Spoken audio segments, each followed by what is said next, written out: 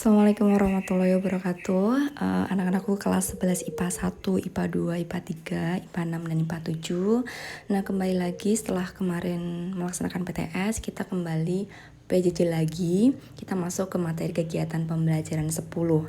Nah, materi kegiatan pembelajaran 10 ini masih trigonometri, hanya saja trigonometri 2 ini membahas jumlah dan selisih dua sudut, kemudian sudut rangkap. Nah, seperti itu nanti kalian bisa lihat. Nah, sekarang kita langsung saja masuk ke materi kegiatan pembelajaran 10. Oke, nah materi kegiatan pembelajaran 10 ini kita masuk ke rumus trigonometri jumlah dan selisih dua sudut. Nah, jumlah dan selisih dua sudut itu ada 3 sebenarnya. Ada yang sin, ada yang cos, ada tangan. Tapi untuk hari ini kita membahas sin jumlah dan sin selisih dulu. Nah, kalau kalian perhatikan di situ, sin A plus B-nya dikurung, sin A min B-nya dikurung. Karena nanti kalau nggak dikurung beda lagi, nanti di belakang.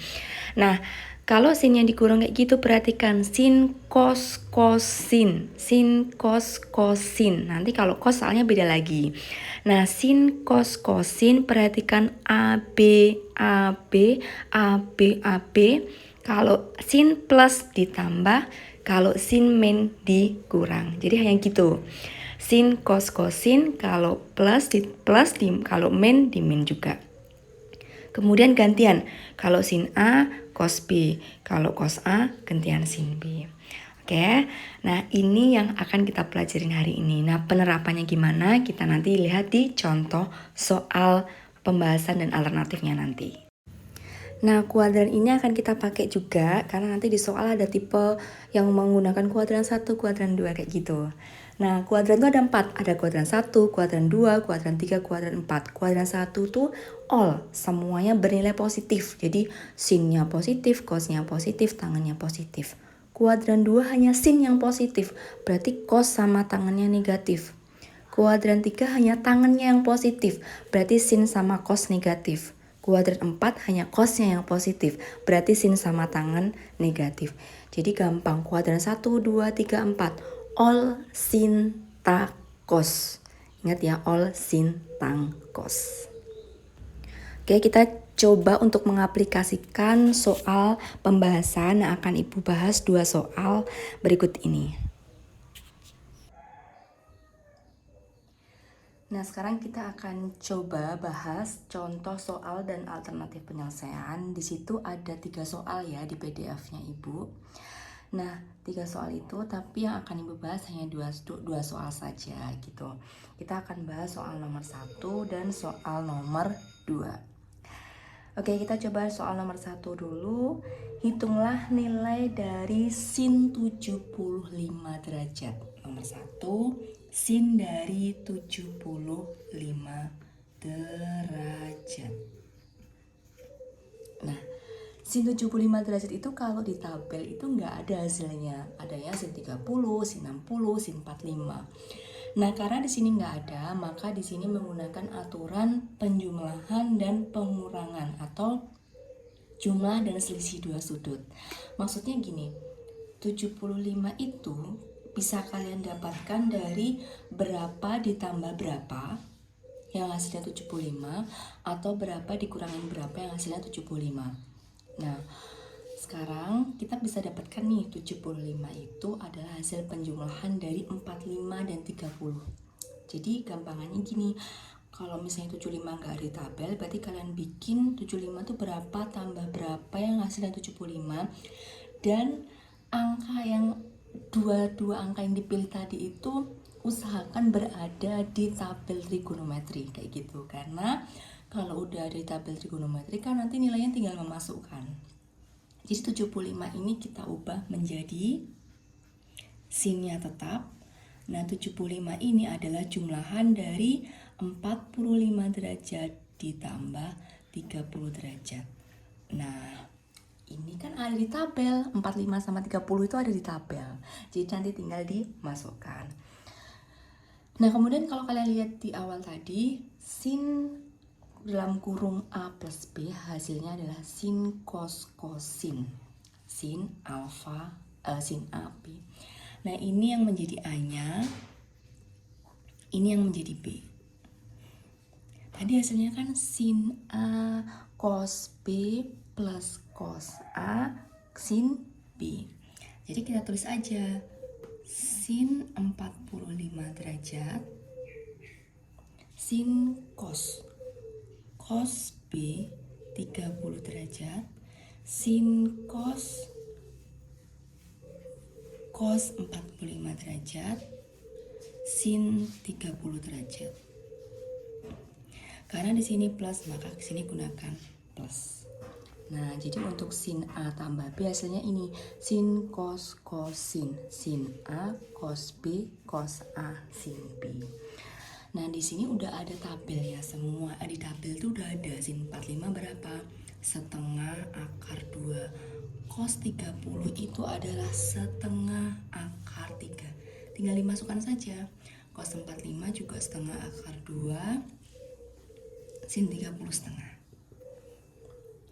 Nah, aturan perkalian ini punya akar, ini enggak. Ini punya akar, ini enggak. Jadi perkalian itu bisa dikalikan kalau aturan akar ya. Yang enggak punya akar sama yang enggak punya akar. Yang punya akar sama yang punya akar. Yang enggak sama yang enggak, yang punya akar. Kayak gitu. Jadi kita mulai dari yang enggak punya akar dulu. Setengah kita kalikan dengan setengah, itu hasilnya 1/4.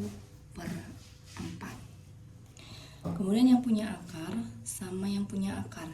Nah, ini akar 2, ini akar 3. Kalau kita hasilkan sama dengan akar 6, karena 2 kali 3 itu 6. Tambah, nah yang ini kan gak punya akar nih, kita kalikan dengan yang gak punya akar. Berarti setengah kita kalikan dengan setengah, hasilnya 1/4. Akar 2-nya ya nggak ada di sini, ya udah akar 2 aja. Nah, dan ternyata besok kalau di soal, misalnya soalnya pilihan ganda di sini belum ada jawabannya seperti ini, biasanya tipe soalnya gini, difaktorkan, artinya dicari angka yang sama. Ini sama-sama punya 1/4, ya udah 1/4-nya kita keluarkan. Di dalam masih punya akar 6, di dalam masih punya akar 2, begitu. Jadi kalau kita kalikan 1/4 kali akar 6 hasilnya ini, 1/4 kali akar 2 hasilnya 1/4 akar 2. Udah jadi. Jadi kuncinya di sini, ini ubah menjadi ini. Dan ini usahakan ada di dalam tabel trigonometri. Gitu ya untuk pembahasan soal nomor 1. Oke, kita lanjut bahas soal nomor 2. Diketahui sin A sama dengan 3/5. Berarti kita tulis saja sin A sama dengan 3/5. Kemudian di situ cos B sama dengan 12/13. Cos B 12/13. Sudut A-nya di kuadran 2. Nah, ini perlu diperhatikan kuadrannya. Kuadran 2, kuadran di sini hanya kepake untuk menuliskan tanda. Dan sudut B-nya ada di kuadran 1. Ini ada di kuadran 1. Kalau dilihat di tabel tadi yang kuadran 1, 2, 3, 4, all sin tak cos. Berarti kuadran 2 yang positif hanya sin. Yang positif hanya sin, maka sinnya bernilai positif, cosnya negatif, tangannya negatif juga. Tapi untuk menghitung sin jumlah dan sin selisih itu kita nggak perlu tangan. Nah, langkah pertama kita gambarkan segitiganya. Paling gampang tuh segitiganya gini. Nah, A-nya di sini. Sin A itu 3/5. A-nya di sini. Sin itu katanya demi, depan miring. Berarti 3 adalah depan, miringnya adalah 5. Nah, ini yang belum tahu. Berdasarkan Pythagoras, ini kan bukan sisi miring. Kalau sisi miring itu ditambah, kalau bukan sisi miring berarti dikurang. Nah, siapa kurangi siapa? 5 kuadrat dikurangi 3 kuadrat. Jadi kalau bukan sisi miring, dia dikurang. Ini adalah sisi miringnya, ini yang sisi yang ini. Ingat pelajaran SMP kelas 8. Kita hitung apa adanya. 25 kurangi 9, maka X kuadratnya 16, maka X-nya akar 16, maka X-nya dapat 4. Nah, sekarang kita masuk ke sini. Sin A. Karena kita butuh sin sama cos. Sin demi depan miring 3/5. Di soal juga udah ada, ya udah tinggal dicomot aja. Terus kita juga butuh cos A. Cos itu kan sami, samping miring. Sampingnya adalah X, miringnya adalah 5. X-nya tadi 4, maka kita tulis 4/5. Perhatikan cos. Cos itu kalau di kuadran 2 min, maka di sini min. Nah, udah dapat. Ini akan kita pakai nanti. Udah kan? Jadi tanda itu kuadran ini hanya kepake untuk tanda di sini loh. Kita geser ke sebelah yuk, yang cos B. Nah, cos B itu 12/13 ada di kuadran 1. Kuadran 1 itu all, jadi semua positif. Sinnya positif, cosnya positif, tangannya juga positif. Tapi kita nggak gunakan, tangannya nggak kepake. Kita gambarkan sini B-nya sama kayak tadi. Cos itu sami, samping miring. Sampingnya 12, miringnya 13. Nah, depan yang belum ketemu. Depan ini kan bukan sisi miring, berarti sama mencarinya. 13 kuadrat dikurangi 12 kuadrat. 13 kuadrat 169, 12 kuadrat 144. Nah, 169 kurangi 144, 25. Maka X-nya akar 25, maka X-nya dapat 5. Yang sama kita masukkan sin B, kali ini B. Sin itu kan demi, depan miring, depannya adalah X, X-nya 5. Miringnya berapa? 13. Cos B sami, samping miring, berarti 12/13. Tandanya semua plus kan, jadi nggak perlu kita tanda kasih min atau yang lainnya, kalau tandanya udah plus. Nah, udah dapet kan? Pertanyaannya apa?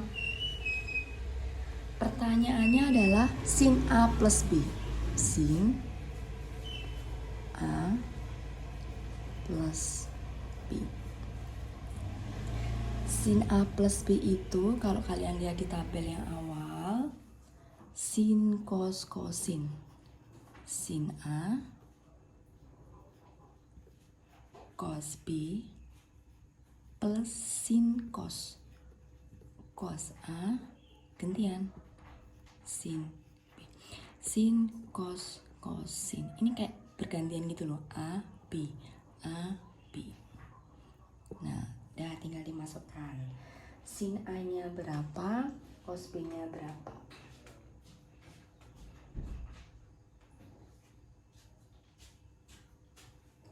Kita masukkan sin A-nya tadi 3/5, cos B-nya itu ini 12/13, tambah cos A-nya berapa? Min 4/5, ini kita kurung karena negatif. Sin B-nya berapa? 5/13. Nah, ini kita tinggal lihat tuh. 3 kali 12, 36, per 5 kali 13 itu 65. Nah, plus, nah ini kita hitung dulu. Min ketemu plus. Min 4 kali 5, 20 per 65. 36/65-nya tetap. Plus ketemu min. Min 20/65. 36 kurangi 20, 16/65. Nah, hasilnya gitu, 16/65. Ya, udah dapat. Jadi kuncinya di sini ya, kuadran itu hanya untuk menentukan sudut. Plus min, plus kuadran 2, yang positif sinnya, kuadran 1 semua. Nah, untuk nomor 3, coba dipahami, kalau nggak paham diskusikan ke ibu. Sama kayak nomor 2 langkahnya, hanya sudutnya sini berbeda. P dan Q. Gitu ya.